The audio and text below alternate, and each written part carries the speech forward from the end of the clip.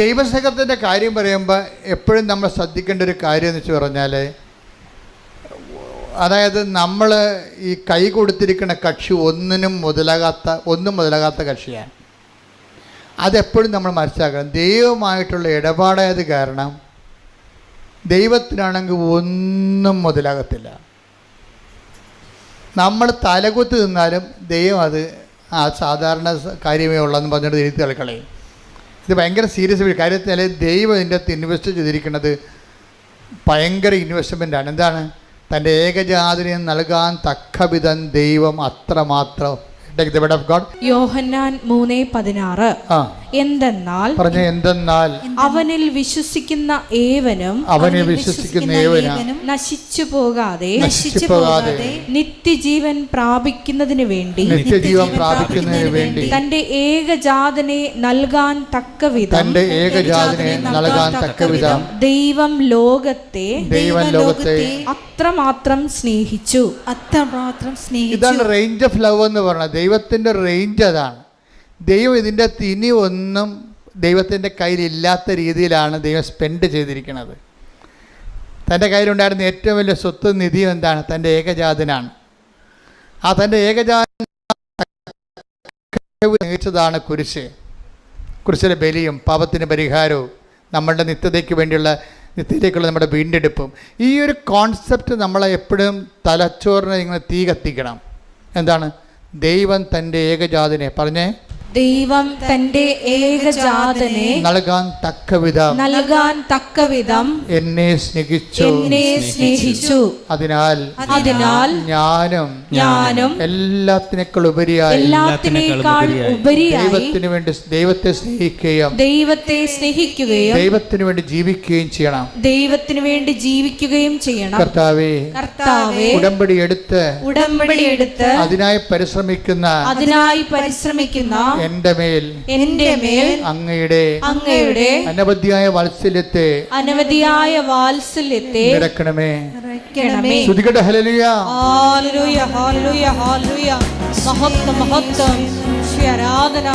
സ്നേഹം ബലിയായി തീരുന്നു, ചങ്കും ചോരയുമേകുന്നു. സ്നേഹം ബലിയായി തീരുന്നു, ചങ്കും ചോരയുമേകുന്നു. സ്നേഹം കുരിശിൽ പൂർണ്ണമാകുന്നു. സ്നേഹം കുർബാനയായി മാറുന്നു. ദിവ്യകാരുണ്യമേ ദൈവമേ, ദിവ്യകാരുണ്യമേ സ്നേഹമേ, ദിവ്യകാരുണ്യമായി എന്നെ തേടിയെത്തുന്ന ഈശോ അങ്ങേ ഞാൻ ആരാധിക്കുന്നു. ആനന്ദത്തോടും കൊണ്ടിടുന്നു. ദിവ്യകാരുണ്യമായി എന്നെ തേടിയെത്തുന്ന ഈശോ അങ്ങേ ഞാൻ ആരാധിക്കുന്നു. ആനന്ദത്തോടും കൊണ്ടിടുന്നു. പരിശുദ്ധ പരമ ദിവ്യകാരുണ്യത്തിന് എന്നേരവും ആരാധനയും സ്തുതിയും പുകഴ്ചയും ഉണ്ടായിരിക്കട്ടെ. അച്ഛൻ എന്തുകൊണ്ടാണ് ഇത്രയും വളരെ നിശ്ചിതമായ രീതിയിൽ, ഒത്തുതീർപ്പില്ലാത്ത രീതിയിൽ സുവിശേഷവിഹിതമായി സംസാരിക്കണം? അപ്പം നിങ്ങൾ ഓർക്കും ഇത് നോൺ പ്രാക്ടിക്കൽ ആണല്ലോ എന്ന് ഓർക്കും. ഒരു ഏറ്റവും ഈസിയായിട്ട് പ്രാക്ടിക്കലായിട്ടുള്ള കാര്യങ്ങളാണ്. നിങ്ങളോട് ഞാൻ എന്താ പറഞ്ഞത്? എന്ത് ചെയ്യുമ്പോഴും അതിൻ്റെ വോളിയം ഓഫ് ലവ്, ദൈവത്തെ സ്നേഹിക്കുന്ന കാര്യത്തിന് ഫസ്റ്റ് റെഫറൻസ് വരണം. നിങ്ങൾ എന്ത് ചെയ്യുന്നു അതിൻ്റെ ഉദ്ദേശം നിങ്ങൾ ഉടമ്പടി വെച്ചിരിക്കുന്ന നിയോഗങ്ങൾ നിറവേറുക എന്നല്ല. അതിനെക്കുറിച്ച് നിങ്ങൾ ബോധറാകരുത്. അത് ഓൾറെഡി നമ്മൾ മാതാവിൻ്റെ മുമ്പിൽ ഏൽപ്പിച്ച് കഴിഞ്ഞു ഓൾറെഡി. ഇനി നമ്മുടെ സബ്ജക്റ്റ് അല്ലത്. നമ്മുടെ സബ്ജക്റ്റ് എന്ന് പറയണത് നമ്മളുടെ നിലവാരത്തിൽ നിന്ന് ദൈവസ്നേഹത്തിൻ്റെ ഉന്നതമായ സ്റ്റെപ്പുകളിലേക്ക് നമ്മൾ വളർന്നുകൊണ്ടേയിരിക്കണം. അത് വളർന്നുകൊണ്ടിരിക്കുമ്പോൾ ഇപ്പോൾ 13:5 വായിച്ച്, 1 Corinthians 13:5, 13:6, 13:7 വായിച്ചു. 1 Corinthians 13:5 മുതലുള്ള തിരുവചനങ്ങൾ. സ്നേഹം അനുചിതമായി പെരുമാറുന്നില്ല. സ്നേഹം അനുചിതമായി പെരുമാറുന്നില്ല. സ്വാർത്ഥം അന്വേഷിക്കുന്നില്ല. സ്വാർത്ഥം അന്വേഷിക്കുന്നില്ല. കോപിക്കുന്നില്ല. വിദ്വേഷം പുലർത്തുന്നില്ല. വിദ്വേഷം പുലർത്തുന്നില്ല. അത് അനീതിയിൽ സന്തോഷിക്കുന്നില്ല. അനീതിയിൽ സന്തോഷിക്കുന്നില്ല. സത്യത്തിൽ ആഹ്ലാദം കൊള്ളുന്നു. സത്യത്തിൽ ആഹ്ലാദം കൊള്ളുന്നു. സ്നേഹം സകലതും സഹിക്കുന്നു. സകലതും സഹിക്കുന്നു. സകലതും വിശ്വസിക്കുന്നു. സകലതും പ്രത്യാശിക്കുന്നു. ലോകത്തിലെ ഒരു സാഹിത്യത്തിൽ പോലും ഈ ഭൂമിയിൽ പുലരേണ്ട ഈ ദൈവസ്നേഹത്തെക്കുറിച്ച് ഇത്രയും സ്കാൻ ചെയ്തിട്ടുള്ള ഉത്തമമായിട്ടുള്ള ഒരു വെളിപാട് കാണത്തില്ല. എന്താണ് അവസാനം പറയണത്? സ്നേഹം സകലത്തെയും അതിജീവിക്കുന്നുവെന്നാണ്. അപ്പം എനിക്ക് തോന്നുന്നത് നിങ്ങൾ എപ്പോഴും നമ്മൾ ശ്രദ്ധിക്കേണ്ടത്, നമ്മൾക്ക് പല കാര്യങ്ങളെ അതിജീവിക്കാൻ കഴിയുമ്പോൾ നിങ്ങൾ തിരിച്ചറിയണം നിങ്ങൾ ആ ലവ് ലെവലിലായെന്നറിയണം.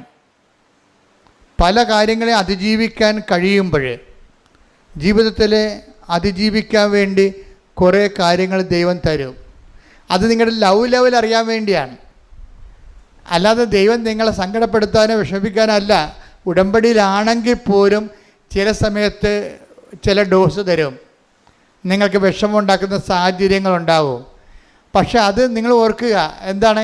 അത് നിങ്ങളെ വിഷമിപ്പിക്കാനല്ല, നിങ്ങളുടെ ലവ് ലെവല് കൗണ്ട് ചെയ്യാൻ വേണ്ടിയുള്ള ദൈവത്തിൻ്റെ നടപടിക്രമത്തിൻ്റെ ഭാഗമാണ്.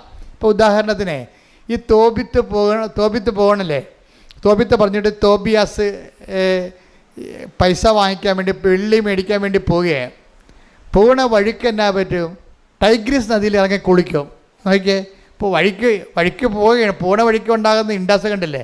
നോക്കി വായിച്ചേ. തോബിത്ത് 6:1 മുതലുള്ള തിരുവചനങ്ങൾ. തോബിത്ത് 6-1 മുതലുള്ള തിരുവചനങ്ങൾ. അവർ യാത്ര ചെയ്ത് വൈകുന്നേരം ടൈഗ്രീസ് നദിയുടെ തീരത്തെത്തി അവിടെ താമസിച്ചു. തോബിയാസ് കുളിക്കാൻ നദിയിലിറങ്ങി. അപ്പോൾ ഒരു മത്സ്യം മുകളിലേക്ക് ചാടി.